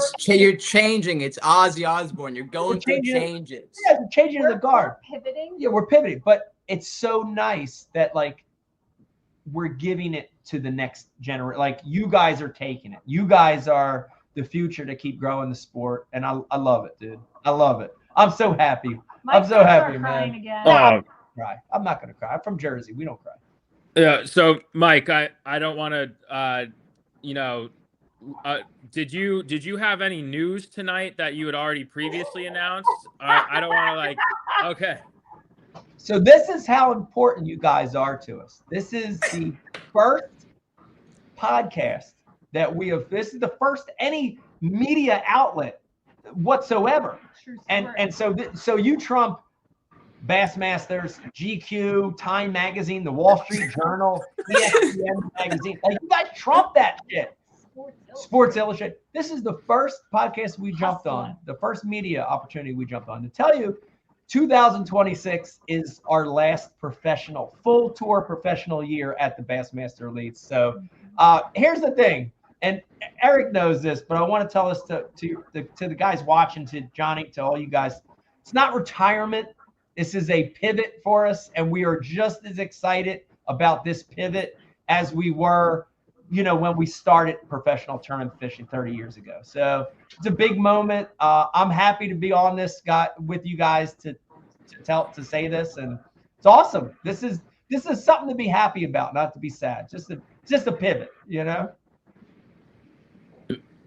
digesting. Well, I mean, there's Again, so many ways that this feels full circle, from the fact that we just had you in the waiting room for our podcast when I you love guys it. really Really gave enjoyed me that. my first shot in the Yeah. fishing world, helping run a podcast with you guys. And the main thing, though, on all the full circle things we could talk about, and I already told you this, Mike, but I'll just say this on camera as well. And this is for anyone watching right now, when you see anything that we do, Uncle Larry Outdoors, when you see Croy, Jake, the entire branch of the whole Uncle Larry's universe, there was and is not a single bigger influence to the way we carry ourselves and how we do what we do than that guy right there. And I want everyone watching this to remember that, because thank you guys. you guys. Gen Thank you, Zers, you Gen Alphas got a short memory. I get it. We were that age too, right? I get it. But there was a time before TikTok, before Ice Spice, and before any of this shit, where even to curse on camera was a crazy, blasphemous thing. To have tattoos and fish was a crazy thing. It was like, what? To have a northern accent, to scream in the video. When you catch a big fish, to scream. You were supposed to just lip that fish, like, I go, that's nice 5 pounder out there. And then just put it in live well, and that's it. And that's what professional fishing was. And that guy right there changed all of that in a time that was so much harder to be yourself than right now. So I want everyone to remember that. And we certainly do. So thank you. That was nice. Two things came to mind as you were saying it, and thank you. That means so much to me. It means so much to Becky. I know it does. The two things I want to say is, the first one, the great thing about fishing is that, and Eric, we had this conversation a lot last year. You got to travel with me a little bit. Dude, fishing puts everybody on the same playing field. I'm no better than you guys. You guys are no better than me. The two guys that were on before me, dude, we're all the same. We love the sport. We're fish heads. We're all on the same level. I love that about the sport. You don't get that. With other sports, you don't get that. Okay, I love that about fishing. But the other thing, and you said it, is the connections that you make through fishing and this full circle thing that happens. Like, I think about that with you guys. Like, Eric, I met you, like, sort of like, you came back to Jersey, you went to Rowan, I met you, I fished a tournament with you, we needed an intern, you came to work for us, you were a hustler, you were great with a camera, then I met Johnny, We had Kai, to hire Eric because he went to my alma mater. That's right, then Mike's alma mater. Right, So, that's like, what right, that's that what guy. totally sold it. You went to James Madison too. But I love, like, that story of how it connects people through fishing, and the people that I've met, the relationships that we've formed because of fishing, and how that brings everything full circle. Dude, that's better. That's better than the trophies. That's better than all that shit.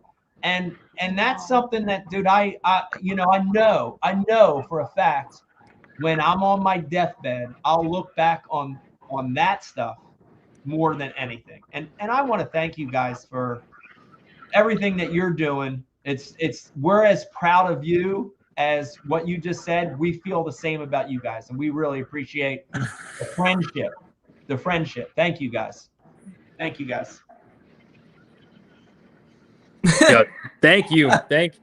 both. And I know there's a lot of history on both sides of the screen. between Eric and Ike. But just one thing I wanted to say to Ike and Becky, like with the next chapter, just speaking personally, I know at least on the surface, like so much of your influence has been in the tournament scene. You changed my life, and in essence started the catalyst for Uncle Larry Outdoors and everything we're talking about tonight. Not from the tournament scene, but I resonated with everything you did outside of the tournament scene. And now that after next year, when that's what your life's opening back up to, is everything outside of that, like, I hope you know that this conversation is happening not from what you did with Bassmaster or any organization, but from what you did on the water by yourself and with City Limits and all those random dudes you were hooking up with and meeting and putting on outside of the bass scene. That's how I came to know you, and that's how I think there's a whole other generation left to inspire, man. And So thank you so much for everything you guys have done. I appreciate that. I want to add to that because you said something so key about like who Mike is, right? And I want to relate it to, I was having a conversation outside last night with AZ Swimbait Kid, who, Mike, the theme of this show, it's funny, right? Because we did this kind of not even really realizing you'd be on, but we've been talking about the next up. So you talk a lot about passing the torch to us. Well, there's a whole generation beneath us that we are in turn already wanting to actively pass the torch to and talk about, right? And one of them is this kid, Dylan, AZ Swimbait Kid. You would love him. He's the man. And I'm sitting out back having a conversation with him. And he's asking me genuinely, you know, like, I want to do this. So he comes from the tournament scene, right? But he's an incredible fisherman. You know the way tournament fishing is in 2026. Challenge to say the least. He's asking me, you know, he's like, well, you know, I want to do these tournaments, but I feel like I can do this content stuff. And he's asking my advice on it. And I look at him and I go, Dylan, you know, here's the thing, man. You have something that a lot of tournament fishermen and influencers don't have. Yeah. Guess what that is, man. Guess what that is. It's the simplest thing. You would look at that, you'd be like, what? You love to fish. Yeah. These people don't love to fish. Ladies and gentlemen, anyone watching right now, influencers, tournament anglers, I'm here to tell you, I don't know the exact percentage, but a lot of them, they don't even love it. Yeah. They don't even love it. But guess, you know who does? And I told Dylan, I'm like, well, so you do. And the one person that I always knew that did, and exactly why Johnny's here telling you the off the water stuff resonated with him, is that guy right there. Another example. I'll never forget when we were trout fishing for stock trout in a creek in New Jersey. Such a great time. And got people. Mike looks at us. It was like the third stock trout. He glance and he goes. No, Johnny says something like, "You're acting like you just won the Bassmaster Classic." and then Mike looks at Johnny, goes, "Oh, this is better, dude. Way better. Way better. You kidding me? It's because Mike loves fishing that much. I have broken ice with Mike with my tracker, 3 inches of ice to go catch yellow perch. Yellow perch, little yellow perch, this little. big. And he's talking to me about like, let's slow down and fish this edge slow. It's like, dude, we should be inside. Dude, it's so true. What you're saying is so true. And I want to say that this is no disrespect, because I'm proud of my professional career, and shout out to the tournament organizations. That's a tough business. But fishing is so much bigger than just professional tournaments, right? Oh, yeah. Fishing is something that comes from the soul, and it's what connects all fishermen together, right? We call them fish heads, but it's what connects all fish heads together. If you're saltwater, if you're live bait, if you're swim bait, if you're trout, if you live in Japan or Spain or Canada, what connects you is that feeling and that internal spirit, right? That fish head.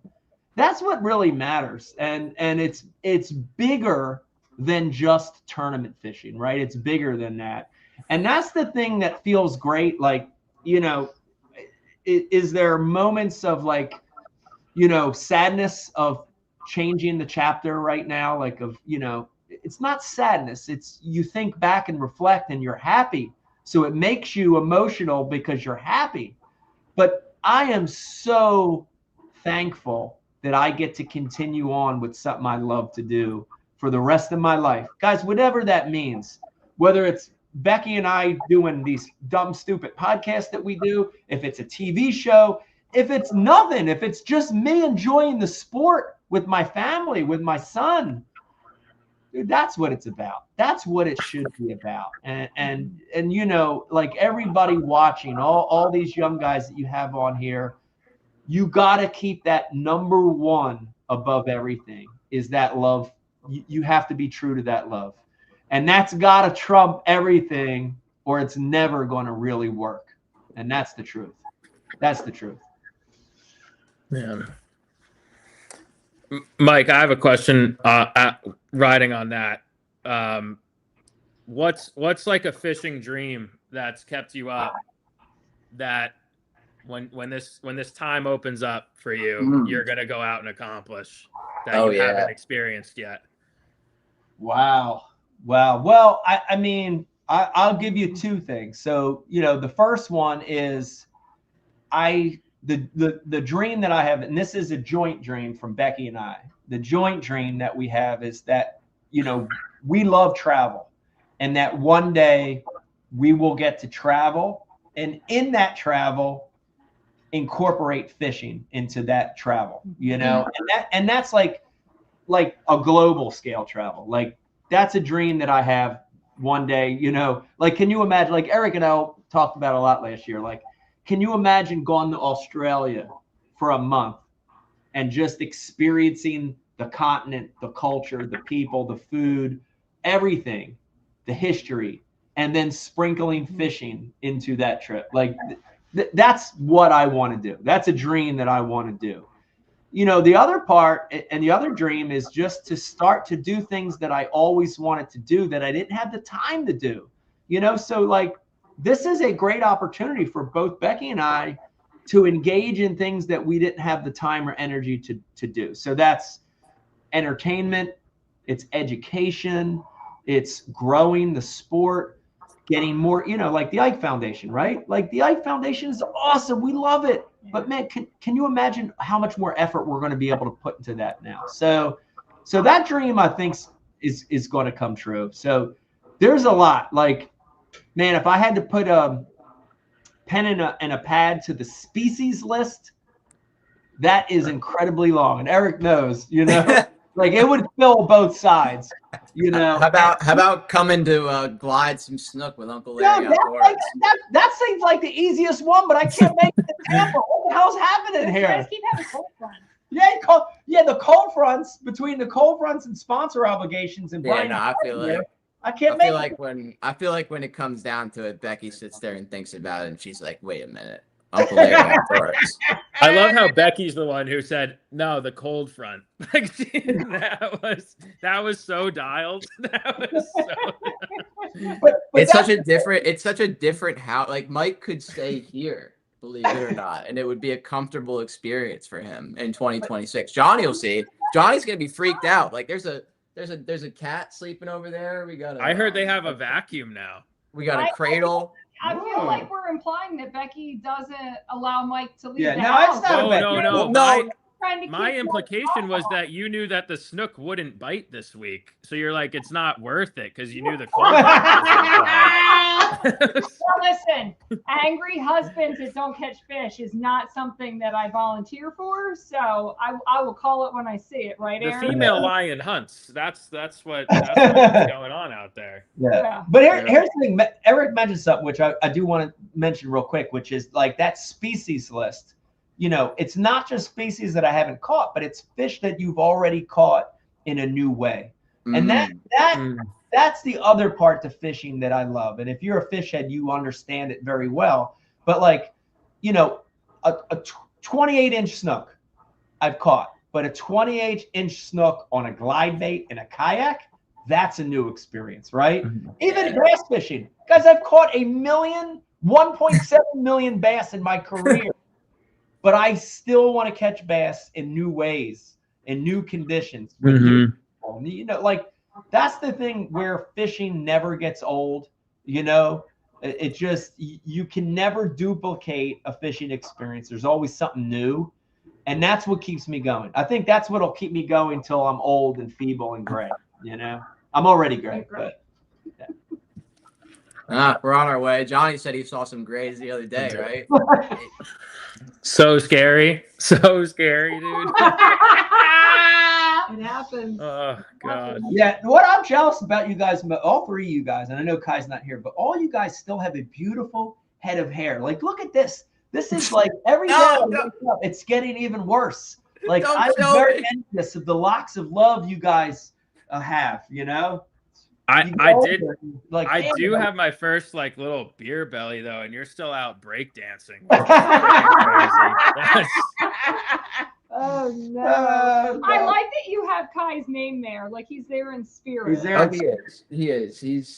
I mean, he's a mere feet away on dad duty right now. So it's a new chapters for everybody. It's a new world, man. It's beautiful. Yeah. It's like I said. This is like a home now. You know, it's nice. It's like a nice place to be. Yeah. Hey, listen, we drug Vegas everywhere. He was on the road at 3 weeks old. That kid went. I mean, we were on a plane to Florida, and he was 3 weeks old. Yeah, we have to ask Kai if he has his first papoose, because papoose is kind of a strange word, and you know, like I'm sure a lot of people watching, they're like younger, and they don't have kids yet, and they're like, papoose, what the fuck's he talking about? But you know, like the papoose is the most amazing thing. So it's like a satchel that attaches to, you know, front, back. I don't even know if that's like allowed anymore, because didn't they say it like splays their hips or something? I mean, we had Vegas in a baby Bjorn, and we put him in the papoose everywhere, taking a leak wherever. So in theory, he could take Jasper up the river with a papoose and glide 100%. Vegas went everywhere. 100% in a papoose. Glide baiting for giant snook. We're gonna have to. All we need is Lex's permission. We'll get Jasper in a papoose. I recommend the papoose. The Bjorn was like padded in the front. So the baby Bjorn or the papoose. Yeah. Papoose is big. It was big in the 90s. With this like collapsible like. Oh wait, that was 2000. Was that? When was he? Oh, that was 2011. Oh, I'm getting my. Oh boy. Yeah, time keeps on slipping, doesn't it? How old do you think he is? It's 2000. Yeah, but anyways, you can take him anywhere. Yeah, papoose. At that age, it's easy. It's great. It gets worse once they decide to start walking. Yeah, my mom always tells me stories like, "Oh, you've been there. I'm like, "When?" She's like, "Oh, in 1996." Yeah, I'm like, you were in the papoose. In the papoose. That is the really sad part. The incredible places that our kids went when they were little. We're like, you've seen the Grand Canyon twice. They're like, when? Like, yeah. Well, yeah. Sorry. Oh well, we'll see it again one day. Yeah, I have pictures of it. Yeah. Hey, real quick, guys. I showed this, but I did want to show this to you for your fans and viewers. So one of the cool things we're doing this year, you know, it's the last year of Fishing the Tour, so we're really trying to bring back like the retro feel. You know, it's a year to celebrate, right? We're going to celebrate the history of the sport. And in 2004 to 2006, I brought out this flame jersey. And it was at the time. I know the flame jersey. It was very iconic because you got to remember, there was a time in bass fishing when you only wore the sponsor jersey. The sponsor provided that jersey. It was usually a boat or motor manufacturer. And wearing something outside of that was super taboo. And I just got to the point where I was like, screw this. Like, I'm thinking about my own brand. Of course, I want to promote my sponsors, but my own brand is important. And so I came out with this at the beginning, one of the first terms of the year in 2004. And this is the original. That's so hard. Oh my God. Ooh. Look at the back. Heavy cotton, everything fully embroidered, full buttons. So there's the original 2002, 2004 jersey. And this year, we're bringing it back There's the new one, guys. Supplemental. Oh man. Collar. Look at the fucking collar on it. Wow. Look at this shit. Guys, bringing it totally back. Retro. Look at the side by side. Beck, hold that one up. Look at him. He's so proud of Look at him. himself. Look at him. Look at you. Won't even know the difference. Wow. That shit. Unbelievable. Unbelievable. That's awesome. We're bringing it all back. Did Look you at see these the glasses shot? I got. Look at these things from the 80s. No, what? The Oh, whole with the nine. turtle shell? Everything. Look at that shit. Wait, look. They're look. gazelles. Look, there's the truck. There's the truck. Look at the flames on the truck. Oh, they see. There ain't Hot no Wheels, style baby. like that on tour anymore. Hot Wheels. Bringing out Hot Wheels. There ain't no style like that on tour anymore, man. But see that's what I was saying too. Hey, listen, for the younger viewers, like that's what was crazy in 2004. It was crazy. Putting flames on your jersey. No, honest to God, he pissed people off. Dude, I pissed. Like, can you imagine a time when fishing was still at the point where it had to be like pure, it had to be like approved, recommended, and if you were not very southern, and if you were not, if that jersey wasn't dominant sponsor logos, you were in trouble. Can you imagine a time when it came out and the Ike logo was the biggest thing on the jersey and they had flames and they were pissed? Fans were pissed. Tournament organization was pissed. Dude, all the sponsor calls I got the day that I wore that jersey, and I didn't tell anybody. I literally on camera, it was the last day of Gunnersville in 2004, and I was having a tough I was like leading it going to the last day, and I was messing up. I made a big run up the lake, and it was cold, and I still had my rain suit on.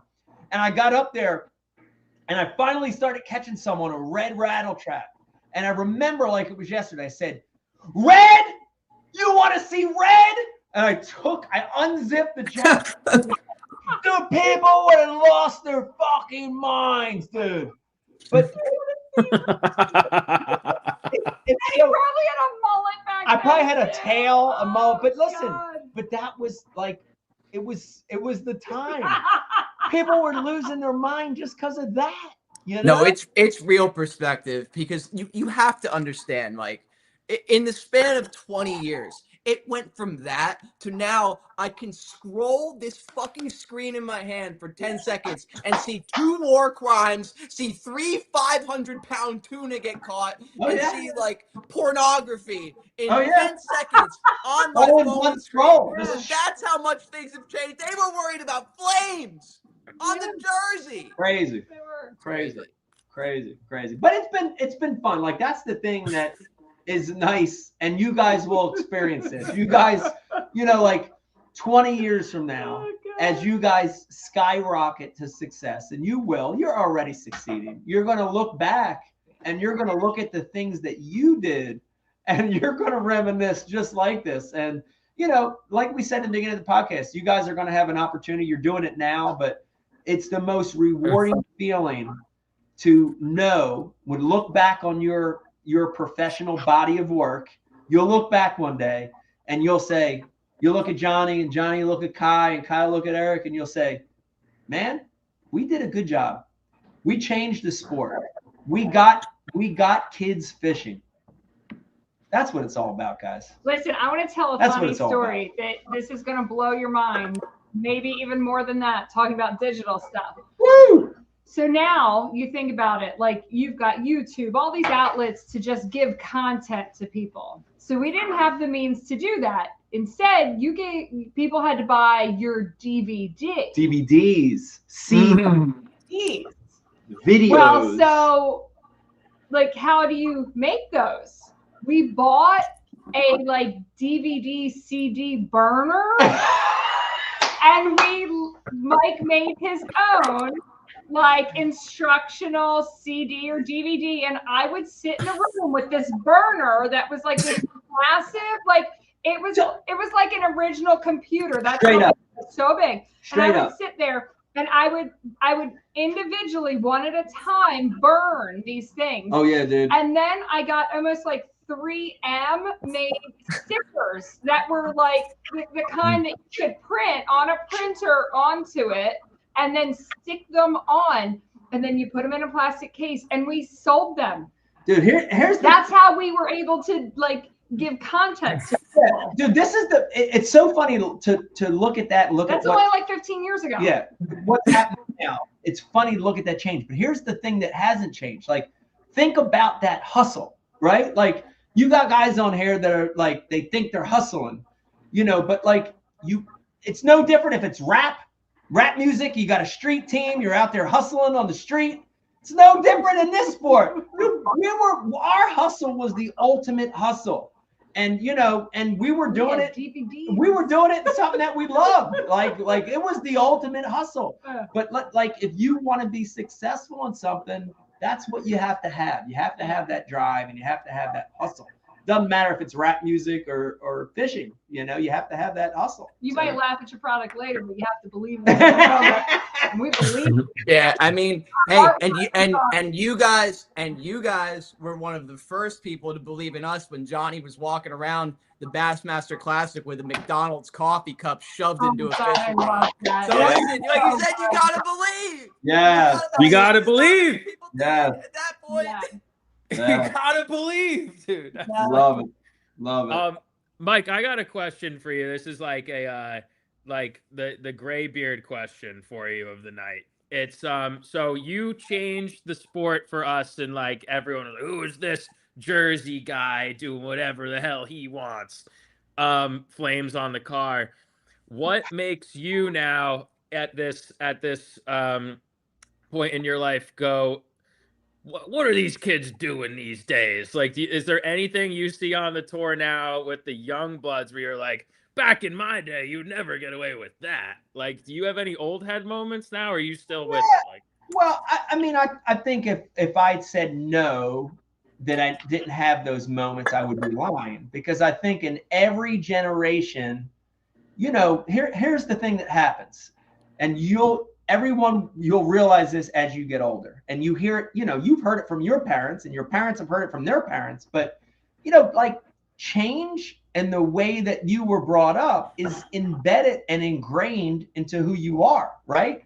So to use the music thing again, just an example, you know, like I remember I got into hip hop in the early 80s. So 81, 82, you know, New York wasn't far from Philadelphia. The hip hop movement was coming in, and I was getting into it. Not just the music, but the culture, like the graffiti and the dancing and the DJing. Like, I was into the whole culture.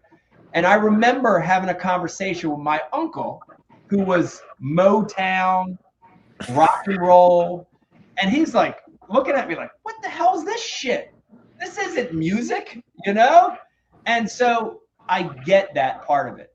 But I'd be lying if I didn't say there aren't moments where, you know, I look at it and like forward-facing sonar. I am not anti-technology, and I don't want to stop the world from advancing at all. But is the use of forward-facing sonar in fishing or tournaments actually fishing? I don't know. It's something different, right? So, you know, like for me, it's not in my soul of who I am as an angler. Like, it's something different. So it's not necessarily that I hate it, but it just doesn't feel right with me. So yeah, Johnny, there are those things that happen and I see, but you know, again, like, to spin it into a positive, if those dudes love fishing and it's at their core and it makes them happy, I'm happy for them. And we need those guys. Yeah. And for whatever it's worth too, especially with that specifically, I don't know if that debate goes so far beyond age or experience. That comes down to a core of like, why do you love this? And like, why does it speak to you?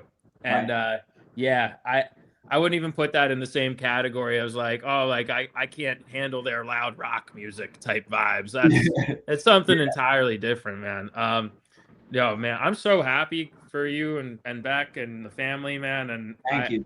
I'm so grateful for everything you've done and given to the sport and the inspiration you've to Eric, Kai, myself. Man, I'm kind of speechless. It's a very full circle moment for all of us here.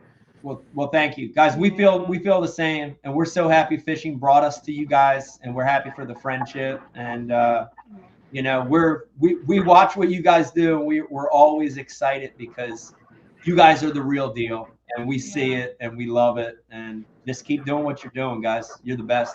Yeah. Give Kai a big hug for Yeah, us. yeah, we love Kai too. Yeah. Never give up, never end this end. Never give up, Love never you guys. Sometimes give up. Sometimes slow down. Maybe Sometimes and sometimes end this end if it's on the spots that I fish. Yeah. Or just how about just never grow up? Never grow up. Never grow up is a good one. Look, I like that one a lot. yeah, look at Brian. Wow. Look at Brian the Carpenter. Never give up. Never grow up. Never grow up on me. Yeah. No, he didn't have to catch a residual. No, Brian, we gotta be careful throwing Brian strays.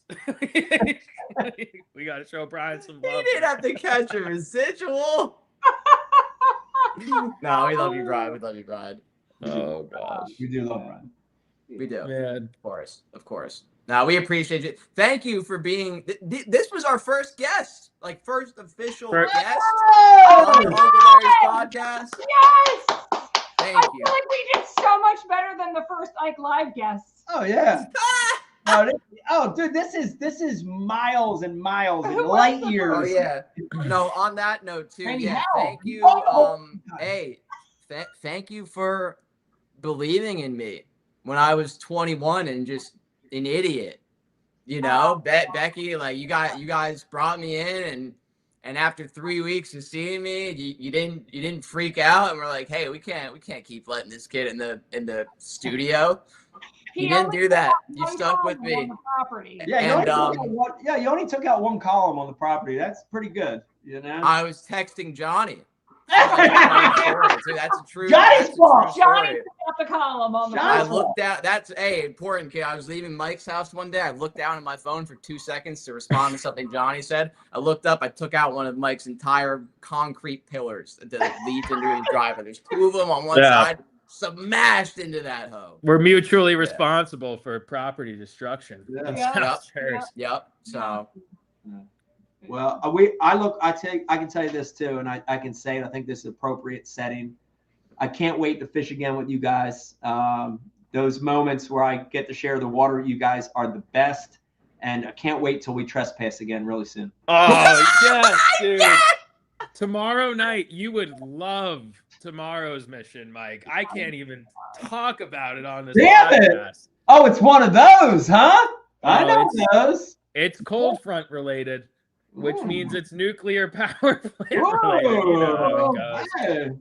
It's the old federal trespass, you know. Yeah. I'm still 29. I told myself when I'm 30, I'll stop with federal crimes, but I still have about 3 or 4 months before that. I'm staying off the screen so they can't incriminate me. That's fair enough. That's fair enough.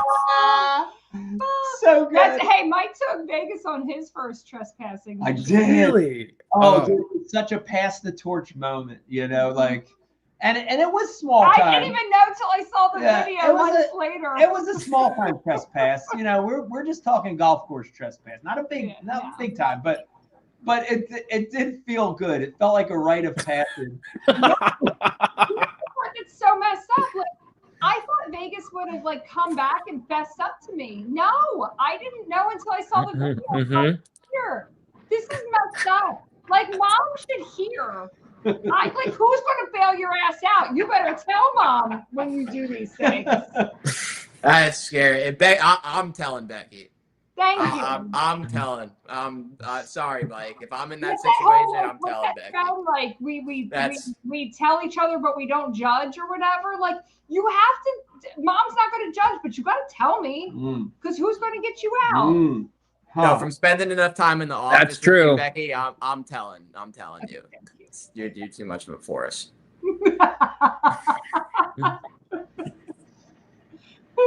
I'll shut off your Wi-Fi if you don't tell me. I like this comment. I like the one we got pinned. I didn't know I could be that quiet enough to sneak in. It's hard. It's hard. Trust me. Listen, you know that feeling where you want to let it out and you can't. You know that feeling, dude. It's hard. You know, Mike was loud the whole time, and Dave's just like, Dad. Oh yeah, I was probably making more noise than I should have. You know, we were catching peacocks and largemouth, but it was fun. You know, it was fun. Oh, that's awesome! What a moment to share, man. I can't wait for that phase. That's gonna be special. Jasper gets to trespass first. Y'all need Yeah. to mention Oh it. yeah. Oh yeah. We're gonna have to. This is We're gonna set aside his bail money early. Yeah, his first trespass is going to be in a papoose. So This is that. A federal trespass. That's the word of the night. The nuke. No, you can take him to the nuke. We should give that away. For the giveaway, we should give the baits away in a papoose. In In a papoose. Definitely. In a papoose. With Mercury Marine right across. Oh God. So good. Oh, God. So good. Lord. Crush City papoose. Oh, my God. Oh my gosh. Yeah, just whoever you don't like, just put their phone number on it. Please call Yeah. this number. Yeah. That's We what did- we've that been was- doing on the podcast. And people keep calling us. We're like, the- what's going on? For the first episode, we couldn't figure out the call and thing, so Johnny just put his number up there. Awesome. And people called his Mm. phone for 3 hours straight. I bet. Yeah. Hmm. Yeah, that doesn't sound Are they enjoyable. still calling like in the middle of the night and just breathing heavy, like You know, we still get some texts. We get some weird texts, but it's all out of love. No what is it? No Manson moments yet or anything too crazy. It's been all right. Why do we have the conspiracy corner? I don't know. Des, what are we getting into here? Hey, you gotta have theme music. Does based Johnny around ever our come food. next? Des, what's going on? Des, here, what's up dude? with the conspiracy corner?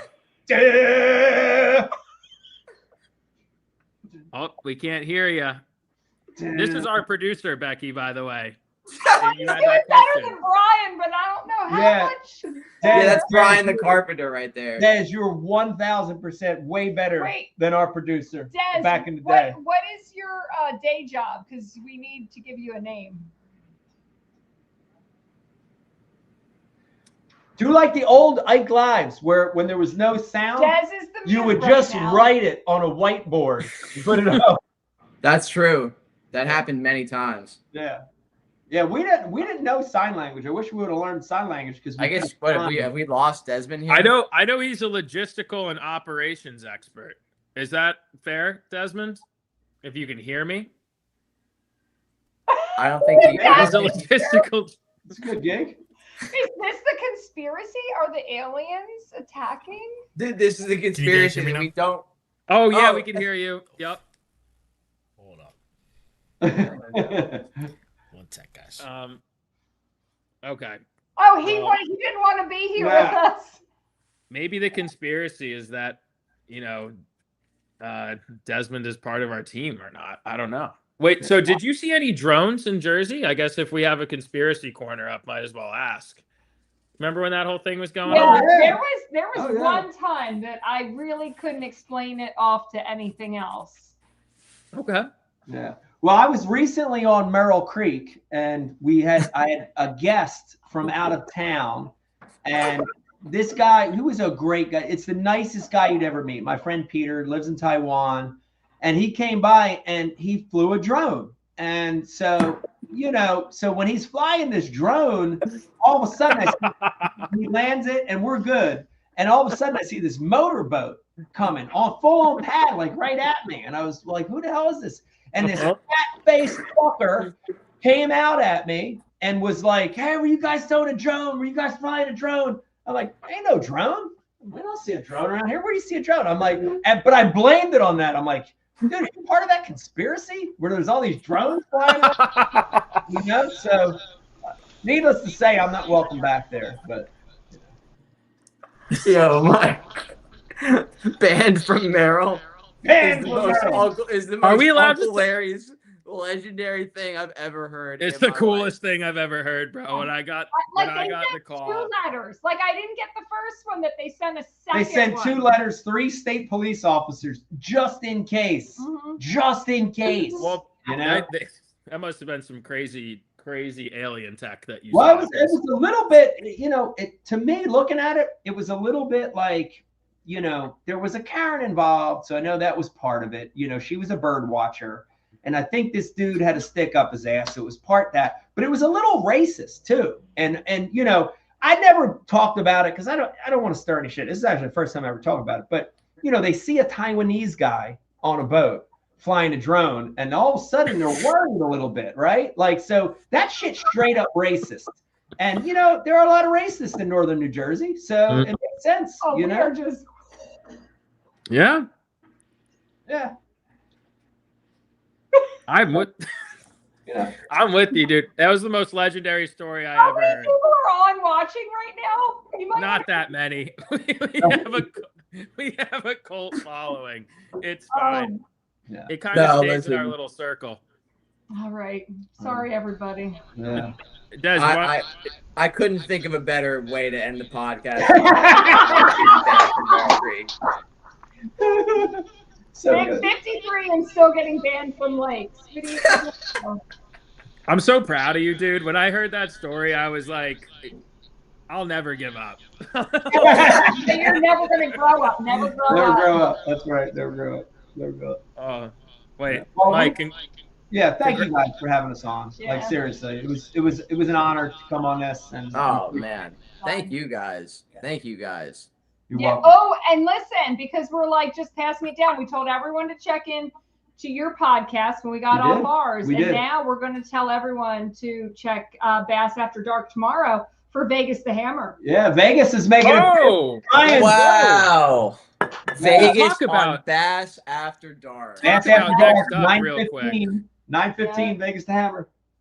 That's been our theme, though. So I don't know if you guys just want to close real quick on that. I mean, no better example of next up, pass the torch than Vegas the Hammer smoking all the grown men on the Slay Nation tour. Like Slay Nation tour is clearly taking over the scene. That I've been following. Awesome. That's the only tour I follow. It's pretty awesome. Yeah, Yeah. there's some good anglers out there. Too. Yeah. These guys are awesome. Growing and growing. It's such a cool thing to see a mainstream event where you've got 30 or 40 vessels and they're all under 16 foot. You've got john boats, canoes, kayaks, polyurethane boats. You've got tin boats. You got all this, like it's almost like a motley crew of little vessels. And it doesn't matter. Like they've got as much spirit and drive as the elite guys or the Bass Pro Tour guys, So I love that about it. And it does take the sport to like a different level. Like you don't have to have $100,000 to go fish a tournament, right? It's you against the fish. And I love that about the slate. I love that about what Vegas is doing. And shout out to those guys for sure.